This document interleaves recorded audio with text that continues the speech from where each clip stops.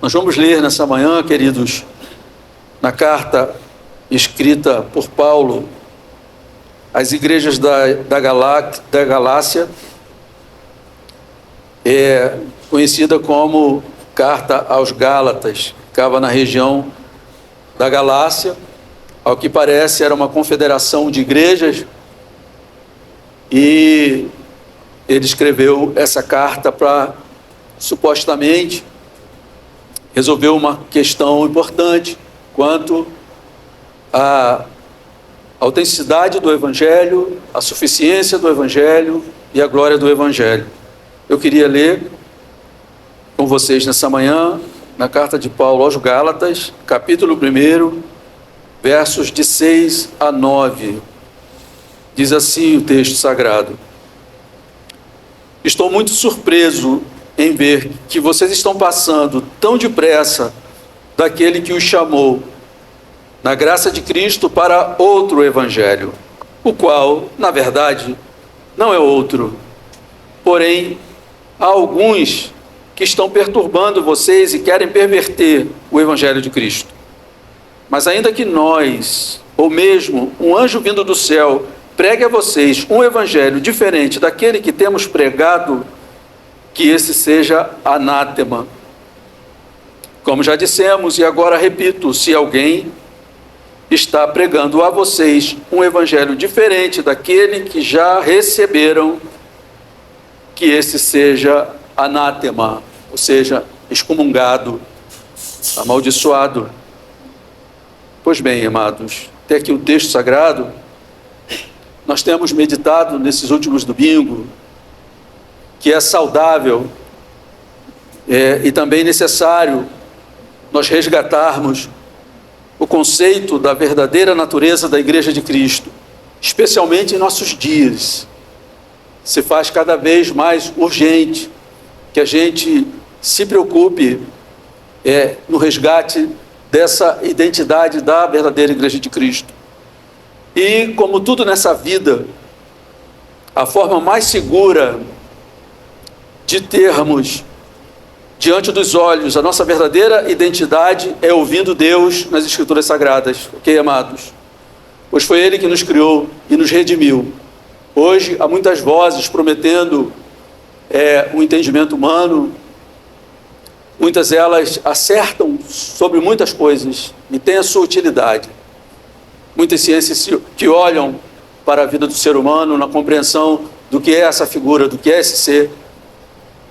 Mas o lugar mais garantido, e no meio desse vozerio todo tem muita coisa equivocada, porque há uma construção de um ser humano a essa altura da vida, do mundo, que não corresponde àquele ser humano que Deus criou e redimiu em Cristo Jesus, ok? Aí nós temos uma complicação.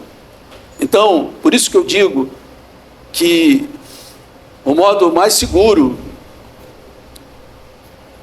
para termos diante dos nossos olhos a nossa verdadeira identidade é ouvindo Deus nas Escrituras Sagradas, por questões tão óbvias. Foi Ele que nos criou e foi Ele que nos redimiu, tendo o mundo caído, ok, amados? E a preocupação, eu tenho falado nisso aqui nesses domingos, os últimos domingos, a preocupação com a solidez e com o bem-estar da Igreja de Cristo deve nos motivar sempre a termos diante dos olhos a verdadeira natureza da nossa fé e da nossa esperança, ok, amados? Se temos essa preocupação com a solidez da igreja e com o seu bem-estar, nós devemos ter, de fato, sempre diante dos olhos, qual é a verdadeira natureza da nossa esperança e da nossa fé. E não podemos esquecer que nós somos chamados, também tenho dito isso aqui, nós somos chamados para nos posicionarmos na frente de batalha. Do que você está falando, José? Que frente de batalha é essa? Na frente de batalha contra os sistemas humanistas e seculares, arquitetados por Satanás, e que de modo sorrateiro eles insistem em se infiltrar no pensamento evangélico contemporâneo. Vejam que eu estou usando aqui palavras que são fortes. Um sistema humanista, um sistema secular, que é arquitetado por Satanás. Aqueles que conhecem o livro de Gênesis e nele creem e o levam a sério, que todo cristão precisa levar, vai entender do que estamos falando. Porque o que levou esse mundo à ruína que ele experimenta hoje foi arquitetado no inferno. Ok, amados? Então hoje não é diferente, porque nessa frente de batalha que nós precisamos nos posicionar contra esses sistemas que são humanistas de um modo muito equivocado, mundanos, e são arquitetados pelas trevas. Tudo bem se ficasse lá. Contudo, esses sistemas insistem em se infiltrar, olha a palavra aí, vai se infiltrando, não chega descaradamente, vai se infiltrando no pensamento evangélico contemporâneo. Nós temos que ter essa preocupação, então, com isso. Isso, se nós quisermos permanecer como coluna e baluarte da verdade, como falamos aqui em um dos sermões. Então, o que acontece? Se nós queremos nos posicionar nesse lugar para continuarmos sendo coluna e baluarte da verdade, nós precisamos suplantar a falsidade com a proclamação da verdade. Ok, amados? É a infiltração sorrateira dos sistemas satânicos que comprometem drasticamente a nossa visão do que é a Igreja de Cristo. Olha, de novo a escolha das palavras. É a infiltração sorrateira desses sistemas malignos que trazem comprometimento da visão da Igreja de Cristo. E quando isso acontece, quando consegue infiltrar, a igreja passa a ser coluna e fundamento de outras coisas, menos da verdade. Ok, amados? Então nós temos algo sério do que estamos tratando aqui, ok? E a forma, isso tem sido quase um refrão nesses sermões, com a intenção de apurar a natureza da igreja, a natureza do evangelho, a natureza da nossa fé. A forma como as pessoas tratam a igreja e se relacionam com ela vai depender da visão ou do que elas pensam sobre a igreja, ok? Então é muito importante. Não é matéria para a teologia acadêmica, isso tem a ver, é importante para a Igreja de Cristo. E não só enquanto estamos no nosso ato de adoração, reunidos para adorar a Deus, mas na nossa vida no dia a dia, como nós temos meditado até aqui, amados. Nós não devemos esquecer de que, segundo as Escrituras, muito do que no mundo tem aparência de ser povo de Deus, na verdade pode ser um caso terrivelmente oposto. Não esqueçamos disso, amados. O que no mundo, às vezes, pode parecer ser parte do povo de Deus, pode ser algo terrivelmente oposto, segundo as Escrituras eu estou dizendo isso. Por exemplo, o Apocalipse, uma das cartas às igrejas da Ásia, o Senhor diz, no capítulo 2, verso 9, conheço a tua tribulação, a tua pobreza, mas tu és rico. E conheço a blasfêmia dos que a si mesmos se declaram judeus e não são, sendo antes sinagoga de Satanás. Nós não podemos esquecer essa realidade, amados. E a gente, às vezes, fica com melindre, porque identifica algumas coisas que vão contra a palavra de Deus, contra a vontade de Deus. Continuamos chamando com um certo respeito que já se perdeu o direito. Olha a gravidade do que a palavra de Deus está dizendo. Aquilo que aparentemente fazia parte do povo de Deus não era mais. E ele está dizendo, na verdade, é a sinagoga de Satanás. É algo muito drástico, muito terrível. E como vimos, amados, há alguns domingos aqui, a igreja do Deus vivo é coluna e fundamento da verdade. Então, se ela tornou-se uma sinagoga de Satanás, que verdade ela está defendendo? A igreja de Cristo é a coluna e fundamento da verdade. E a verdade, amados, expressa no Evangelho, é o que constitui a identidade da igreja. Okay? A verdade expressa no Evangelho é o que constitui a identidade da igreja. E aí a gente chega na carta aos Gálatas. Paulo diz assim, a partir do verso 6, estou muito surpreso. Em outra versão ele é traduzido da seguinte forma, me admira muito, estou muito surpreso em ver que vocês estão passando tão depressa daquele que os chamou na graça de Cristo para outro evangelho, o qual, na verdade, não é outro. Porém, há alguns que estão perturbando vocês e querem perverter o evangelho de Cristo. Queridos, essa carta é muito conhecida, lida, estudada, amada, mas às vezes nós podemos ler esse texto admirados, como o apóstolo Paulo aqui está dizendo, admira-me muito, estou muito surpreso com o que está acontecendo. E a gente pode ler esse texto admirados, tanto quanto o apóstolo Paulo está aqui demonstrando, e podemos ter a falsa segurança de que isso não vai acontecer conosco, que estava acontecendo aqui com os Gálatas, uma vez que nós não somos hoje tão vulneráveis ao evangelho judaizante a que estava ou estavam expostos as igrejas da Galácia. Ok, amados? Então podemos ter essa impressão, porque Paulo aqui está tratando de um ponto, ou de alguns pontos específicos, contra os judaizantes, que queriam infiltrar na vida daqueles que tinham acreditado em Cristo, confiado a vida, o futuro, a salvação a Ele, infiltrar outras coisas que já tinham passado, que eram sombras do que viria em Cristo Jesus.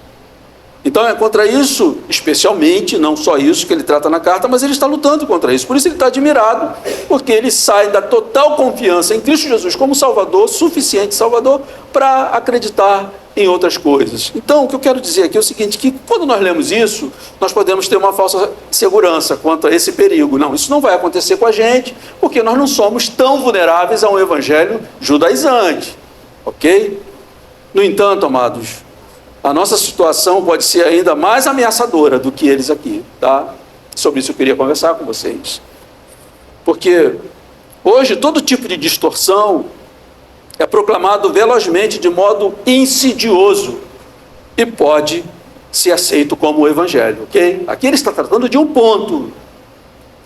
A igreja do primeiro século lutou contra os judaizantes, lutou contra os gnósticos, ok? Contra esse tipo de seita e ameaça. Mas o que eu quero dizer é que hoje a nossa situação pode ser ainda mais complicada, amados. Porque todo tipo de distorção é proclamado de modo muito veloz e de modo insidioso e pode ser aceito como o evangelho. Por exemplo, um evangelho sem temor de Deus pode ser aceito. Ok, amados? A gente vê e fica escandalizado às vezes. E é evangelho, são os evangélicos. Aliás, hoje qualquer coisa que encontre aceitação humana, se a galera aprova, é permitido.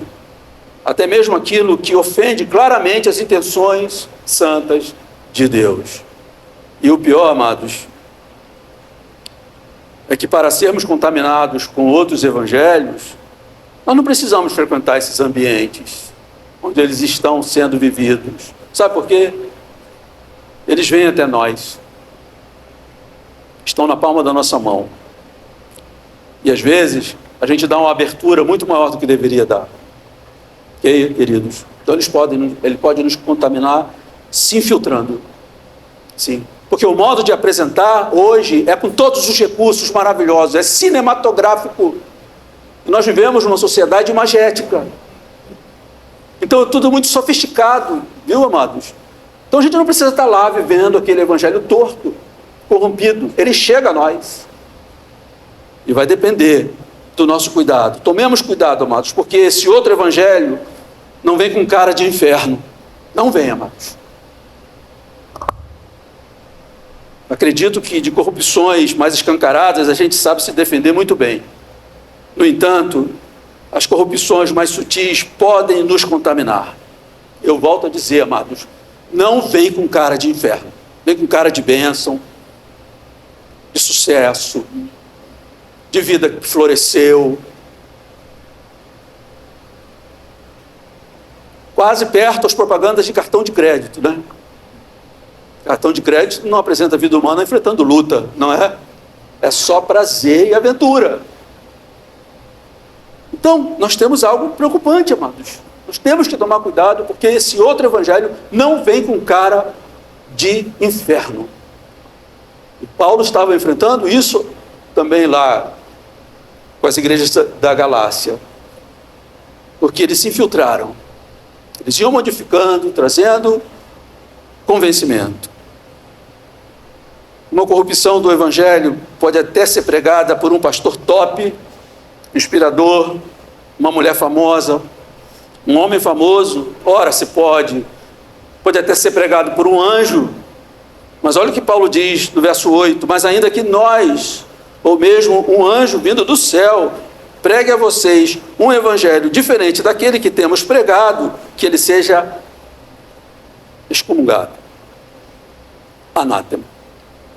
E olha a inversão, se nós aceitamos, amados, acolhemos esse evangelho. Então, o evangelho corrompido, ele pode ser pregado por um pastor admirável, top, um homem ou uma mulher famoso, já que ele pode ser pregado, o evangelho corrompido, mesmo por um anjo. E esse vindo do céu, aí a gente sabe a quem ele está se referindo. Mas Satanás se transforma em anjo de luz, viu, amados? Então tomemos cuidado. Isso deixa claro, amados, que a veracidade do evangelho não está na pessoa que anuncia. Ele diz, ainda que nós,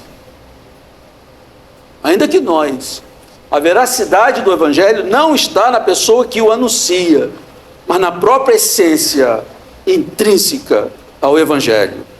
E essa essência não pode ser modificada, amados, a grande custo. É o evangelho de Cristo, amados, que precisa ser protegido de toda e qualquer modificação. Verso 7 ele diz, o qual, na verdade, não é outro. Porém, há alguns que estão perturbando vocês e querem perverter, ou seja, mudar o evangelho de Cristo. Essas modificações do evangelho já estão bastante solidificadas hoje, amados. E muitas vezes, lamentavelmente, amplamente aceitas. Tá, amados? Estão muito solidificadas. Não é uma onda que vem por aí, já está muito solidificado. E amplamente, infelizmente, aceita. O evangelho de Jesus Cristo precisa ser protegido das modificações, e ele precisa ser anunciado na sua inteireza. Mas por quê? O que, José? É rigor teológico que você se preocupa? Não, amados. O evangelho não pode ser modificado, ele precisa ser protegido das modificações, e ele precisa ser anunciado na sua inteireza, por uma razão muito simples. Paulo, escrevendo aos Romanos, no capítulo 1, verso 16, ele diz, o evangelho é o poder de Deus para a salvação de todo aquele que crê. Então ele não pode ser corrompido, amados. Você compra remédio na farmácia adulterado, você vai checar se o laboratório é confiável, não é verdade? Quando a infecção é séria, você diz, eu quero da marca, não quero nem para o genérico, porque o que é adulterado não cura, não salva a vida. E o evangelho adulterado não salva a vida, amados. Por isso ele precisa ser protegido da modificação, porque ele precisa ser anunciado conforme ele é, na sua essência. É o evangelho de Cristo, que é poderoso para a salvação, não os métodos, E às vezes o evangelho sofre modificações para justificarem os métodos. Estou falando coisa que vocês não conhecem, amados? Claro que eu sei que vocês conhecem.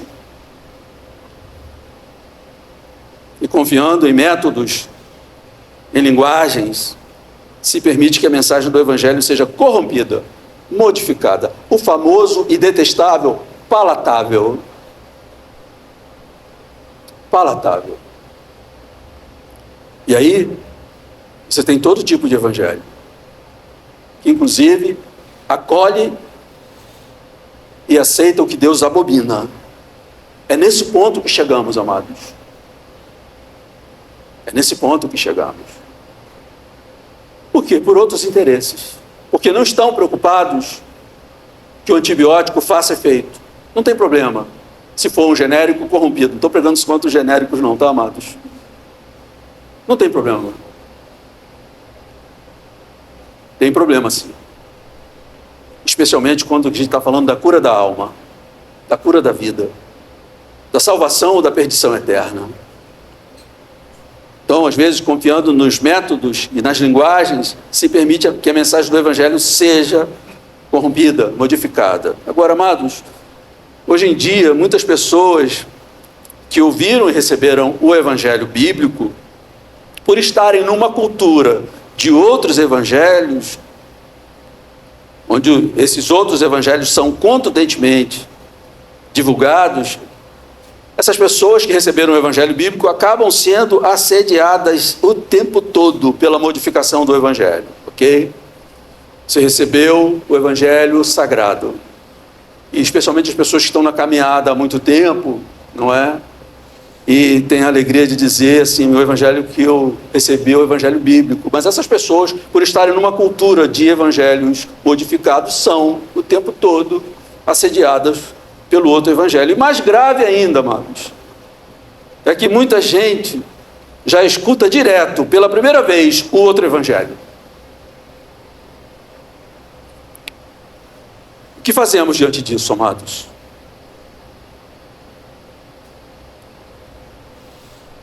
Ah, José, isso é coisa para Deus. O Senhor confiou sua palavra a nós. Quem, amados?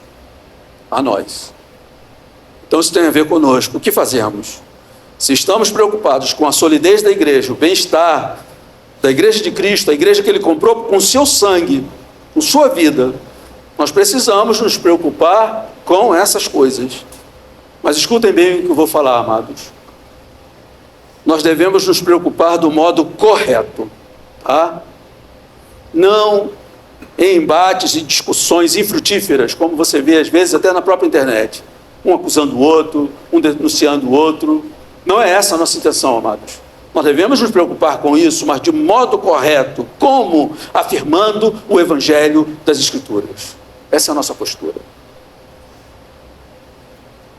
Sabe que as grandes doutrinas sistematizadas da igreja cristã, elas nasceram diante da ameaça das heresias, sabe disso? Sabem disso?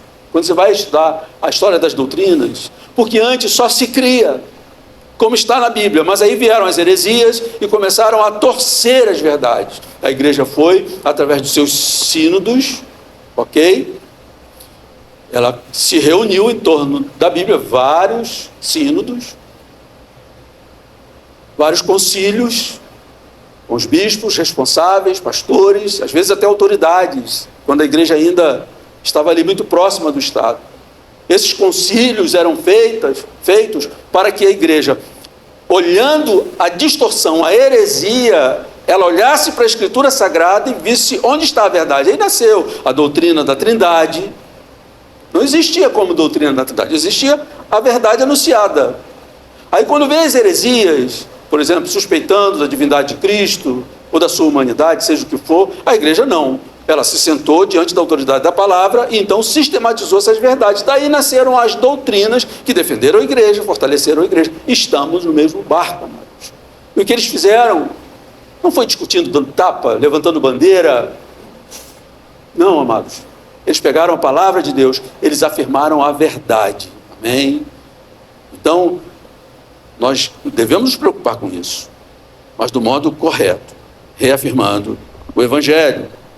E isso, amados, com a ajuda do Senhor, nós gostaríamos de fazer nos próximos domingos. Tá? Qual é o evangelho anunciado por Paulo e todos os escritores do Novo Testamento, ou ainda mais acertadamente, qual é o evangelho anunciado por Jesus Cristo? No verso 12 da carta aos Gálatas, Paulo diz que anuncia o evangelho revelado por Jesus Cristo. Verso 12 ele diz, capítulo 1, porque eu não recebi o evangelho de ser humano algum, nem me foi ensinado, mas eu o recebi mediante revelação de Cristo Jesus. É por isso que ele está em pé de igualdade com outros apóstolos, porque ele teve essa revelação do Senhor Jesus. Então, entendo o que eu vou dizer aqui, amados, mas nós então precisamos ser pós-graduados no conhecimento de qual é o evangelho a que Paulo se refere. Tem uma palavra em Hebreus que eu acho muito interessante, ele diz assim, decorrido o tempo, ou diante de tanto tempo que vocês estão na fé, vocês já eram para ser mestres. E eu estou aqui ainda dando algo elementar. Por isso que eu estou aqui brincando com vocês, a gente precisa ser pós-graduado no conhecimento de qual é esse evangelho a que Paulo se refere. Mas ainda que nós, ou mesmo um anjo vindo do céu, pregue a vocês um evangelho diferente daquele que temos pregado, que esse seja anátema. Então, que evangelho é esse que ele tem anunciado? É para isso que nós precisamos olhar, amados. Não ficarmos na roda dos podcasts, participando lá, comentando, na briga ali entre esse ou aquele modelo. Nós precisamos conhecer que evangelho é esse. E aí, amados, partindo de Gálatas, tá? Eu queria olhar de um modo mais amplo para esse evangelho que Paulo está dizendo que recebeu de Cristo Jesus e que foi pregado para as igrejas. Não quero ficar só dentro do que Paulo está tratando aqui. Eu quero olhar para que evangelho é esse que Paulo pregou. Que ele diz que esse que é o verdadeiro evangelho, que precisa ser defendido das modificações. Eu queria então, partindo de Gálatas, olhar de modo amplo qual era o evangelho que Paulo pregava e que ele ia dizendo, esse evangelho eu recebi de Cristo Jesus. O que não está somente aqui na carta aos Gálatas, ok, amados? Então, pois bem, eu queria então, com a ajuda do Senhor, que nós olhássemos para essas características inegociáveis que estão no evangelho de Cristo Jesus e foi anunciado pelos apóstolos, e aqui no caso o apóstolo Paulo. Em primeiro lugar, amados, o evangelho é a boa nova para o ser humano, porque proclama a existência do Deus vivo. Em primeiro lugar, o evangelho é a boa nova, boa notícia para o ser humano, porque o evangelho proclama a existência do Deus vivo. E isso é muito importante. Não é coisa resolvida. É uma questão muito séria no mundo e no tempo que nós estamos vivendo, amados. Se ele começou proclamando essa verdade, quando ele anunciou o evangelho, ele anunciou a existência do Deus vivo, muito mais importante para nós hoje, amados, no nosso tempo. Nós não podemos abrir mão dessa verdade, marcá-la, sublinhá-la. A beleza e a glória do evangelho começam com a proclamação da existência do Deus vivo. Que Deus, Criador de todas as coisas, Criador dos céus e da terra, e de tudo que neles há, as coisas visíveis e as coisas invisíveis. Ele é Criador de tudo. Quando a gente fala de coisas visíveis e invisíveis, a gente pode pensar no material, no imaterial, nas criaturas físicas e espirituais. Isso mesmo. Mas não só isso. A emoção que você sente, o afeto que você sente, que chama amor, foi criado por Ele. O prazer que você sente em amar seu filho, sua filha, foi criado por Ele. Ele criou todas as coisas, as visíveis e as invisíveis. E a beleza do Evangelho começa com a proclamação da existência desse Deus. Não o Deus dos deístas, que criou tudo, dá corda no relógio e vai viver sua vida divina e nos larga. Não, amados. Ele é criador de todas as coisas que estão nos céus e na terra. Essa verdade foi proclamada por Paulo e por Barnabé, quando eles começaram a anunciar o Evangelho numa cidade chamada Listra, na Ásia Menor. Eles chegaram em Listra e o Senhor capacitou a Paulo para que ele curasse um aleijado. Quando as pessoas daquela cidade pagã, idólatra, viram o que tinha acontecido, eles clamaram: olha, os deuses em forma de homens desceram a nós. Eles tinham uma fé corrompida. E aí o texto diz, lá no capítulo 14, verso 11 de Atos, que registra esse fato: quando as multidões viram o que Paulo tinha feito, gritaram em língua licaônica: os deuses em forma de homens desceram até nós. Vejam bem, os deuses, amados, um politeísmo, ok? E aí eles queriam, inclusive, sacrificar o sacerdote, né, daqueles deuses, queriam sacrificar a Paulo e Barnabé, achando que eles eram representantes de Deus, ou os deuses ali que desceram. E aí, amados, aqui está o ponto que nos interessa. No capítulo 14 de Atos, verso 11. Quando as multidões viram que Paulo tinha feito, gritaram em língua licaônica: os deuses em forma de homens desceram até nós. No verso 15, diz assim, Paulo diz assim: senhores, olha aqui a proclamação do Evangelho, amados. Senhores, por que estão fazendo isto? Nós também somos seres humanos como vocês, sujeitos aos mesmos sentimentos, e anunciamos o Evangelho a vocês para que se convertam dessas coisas vãs ao Deus vivo, que fez o céu, a terra, o mar e tudo que neles há. Estão entendendo aqui, amados, que Paulo e Barnabé estão anunciando o Evangelho a essa cidade pagã do primeiro século, e ele começa anunciando esta verdade. Essa verdade coloca o cristianismo, amados, em um lugar privilegiado. O fato do Evangelho anunciar na sua beleza e na sua glória a realidade da existência do Deus Criador de todas as coisas. Essa verdade não é periférica, não é de menos importância. Essa verdade coloca o cristianismo em um lugar altamente privilegiado. A religião cristã não é apenas restrita a certas áreas do existir humano, mas a fé cristã abrange tudo o que existe. Ou dito de outro modo, a fé cristã abrange o ser humano em todo o seu ser e abrange também todo o mundo circundante, tudo que está à sua volta. Estão entendendo aqui? Ainda tem a atenção de vocês?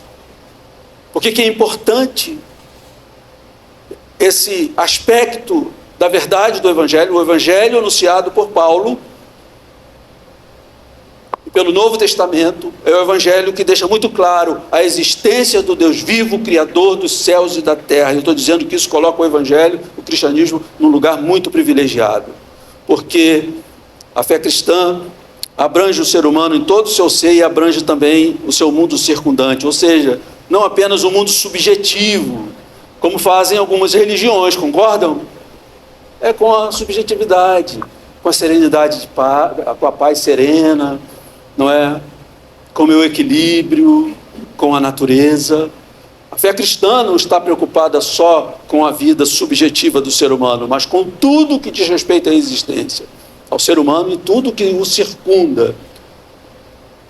Sem a proclamação da existência do Deus vivo, amados, o Criador de todo o universo, não pode haver boa nova, não pode haver Evangelho, pois nós continuaríamos no imanentismo, que eu tenho falado aqui, e o humanismo secular teria toda a razão em professar o seu ateísmo e as suas vertentes, ok, amados? Então é importante nós termos isso muito claro diante de nós. O cristianismo sem a existência do Deus vivo seria mais uma religião no meio desse mundo, como tantas outras. Por isso Paulo começa a proclamação do Evangelho em uma cidade pagã, na Ásia Menor, no primeiro século, anunciando que há um Deus supremamente superior àquilo que aquelas pessoas acreditavam com todo o fervor das suas vidas. Ok, amados? Quando a gente está anunciando o Evangelho, a gente está anunciando a crença no Deus infinitamente superior a todas as esperanças pagãs e mundanas. Não podemos abrir mão dessa verdade, amados. O Deus anunciado pelo Evangelho é vivo e criador de todas as coisas.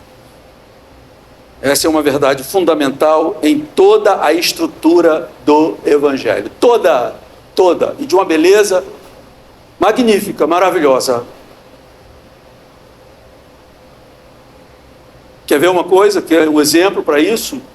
Essa madrugada, um momento, eu fui até a minha cozinha tomar um copo d'água, e eu olhei pela janela da área, e a lua estava se pondo. Todo mundo vê a lua. Mas quando eu botei os olhos, eu tive uma percepção da grandeza de Deus, porque Ele é o Criador daquele astro. Ele a governa.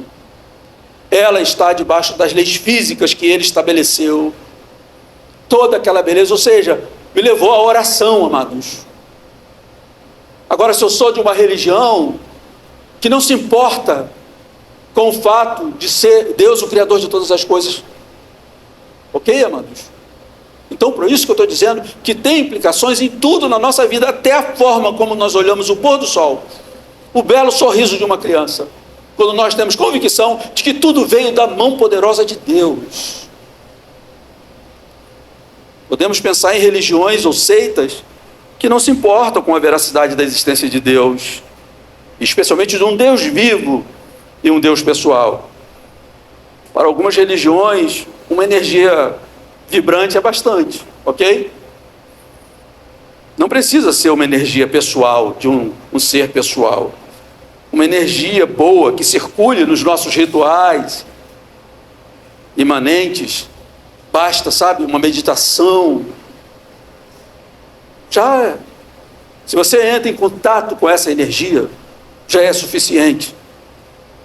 Uma energia que dê conta do nosso mundo e os nossos projetos materialistas. Para algumas religiões isso já é suficiente. E desse tipo de religião, amados, o mundo está cheio, ok? Está repleto. Agora, uma aplicação aqui para nós. Eu não vou me prolongar não, tá, amados? Já vi aqui que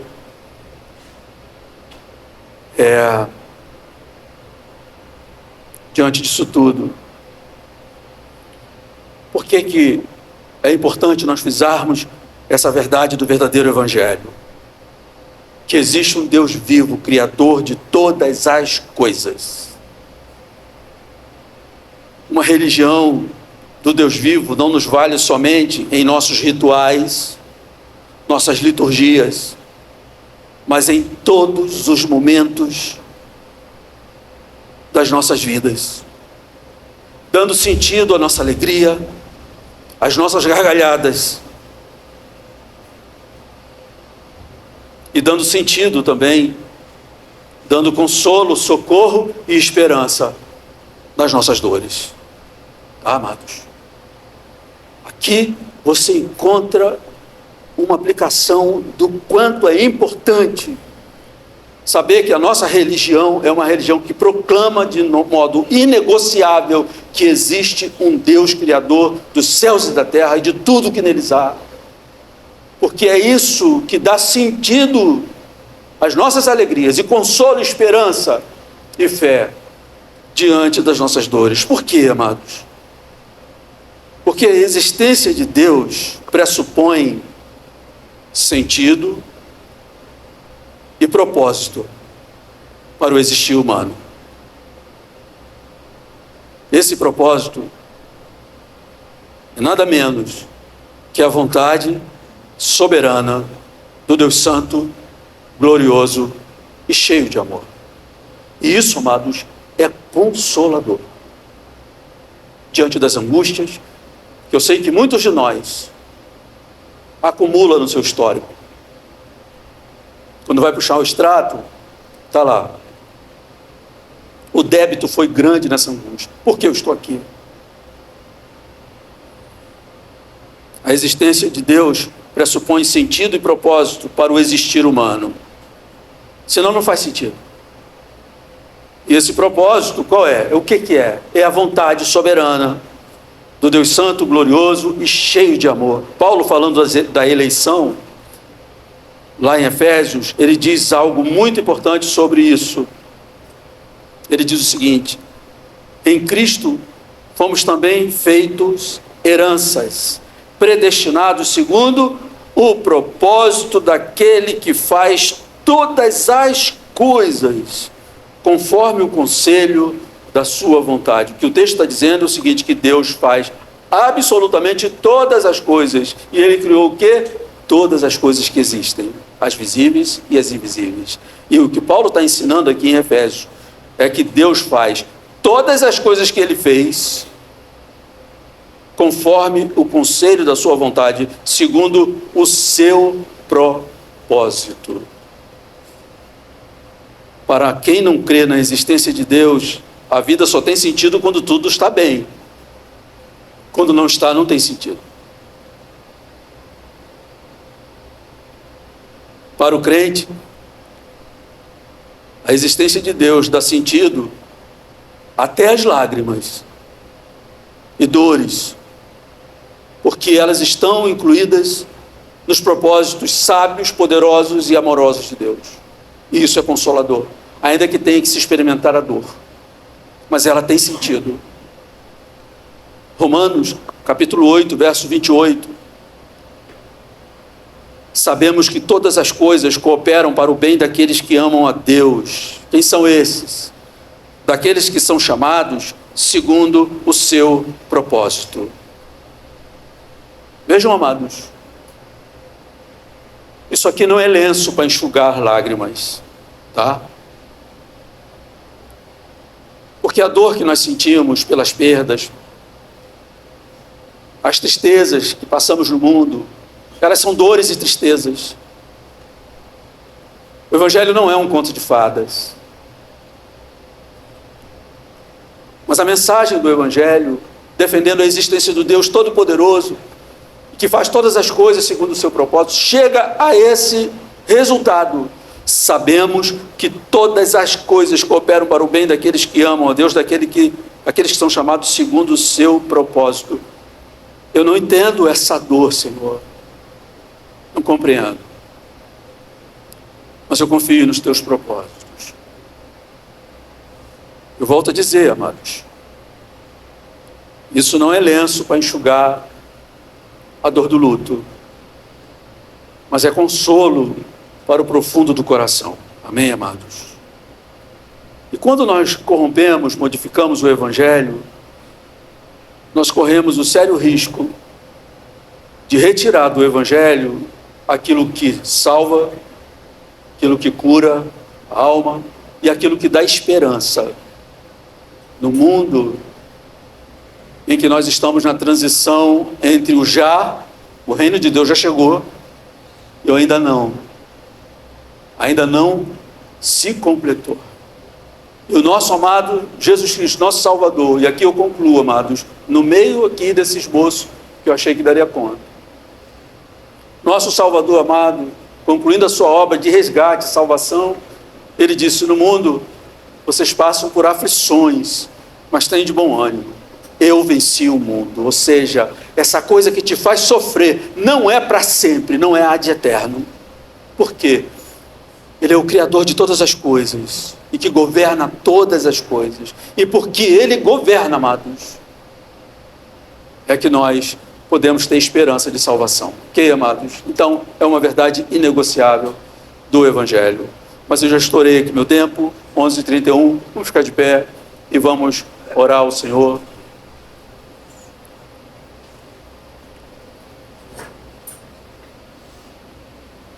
Amado Deus, o sentido e o significado que a Tua palavra, o Evangelho da Salvação, trouxe para a nossa vida, não nos isentou e nem nos isenta de, às vezes, sofrermos as dores que todo ser humano sofre. Contudo, Senhor, Ele traz uma consolação, uma esperança, que de fato impede da nossa alma entrar num desespero existencial. Porque, assim como é o Senhor que potencializa nossas alegrias, a alegria de viver juntos, de ter filho, de trabalhar, dá sentido a essas coisas, é o Evangelho também que dá sentido às nossas dores. Que, aliás, o Evangelho nos mostra que a dor mais insuportável, aliás, a dor insuportável, aquela que não aguentaria, nenhum de nós aguentaria, o Senhor tomou sobre si. O castigo que nos traz a paz estava sobre Ele.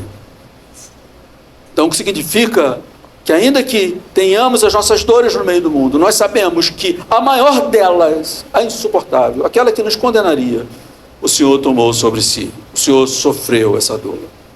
Então, amado Deus, o que eu venho pedir para essa comunidade de fé é que o Senhor nos mantenha apegados ao Evangelho da salvação, ao Evangelho de Jesus Cristo. E não permita, Senhor, que sejamos acometidos por uma surdez, que sejamos incapazes até mesmo de ouvir o Evangelho bíblico, o Evangelho de Jesus Cristo. Por favor, Senhor, que nossos ouvidos venham a discernir o que a Tua palavra promete. E como eu falei aqui, Senhor, que nosso compromisso com isso tudo seja em afirmarmos cada vez mais, com muita contundência, o verdadeiro Evangelho, o Evangelho de Jesus Cristo. Como o apóstolo Paulo diz, não existe outro. O que existe é uma corrupção. Queremos sair daqui, Senhor, com essa confiança que, segundo o Evangelho, nós não estamos saindo para viver uma vida ao acaso. Nós estamos saindo para viver uma vida debaixo de um céu que é governado por Deus, no meio de uma terra que foi feita pelo Criador de todas as coisas. E Ele governa todas as coisas. E se atravessarmos os momentos de enfrentarmos as lágrimas, sabemos que Deus faz todas as coisas conforme o seu propósito. Faz sentido na vida, Senhor, acordar, trabalhar, criar filhos, cuidar de filhos, cuidar um do outro, faz sentido.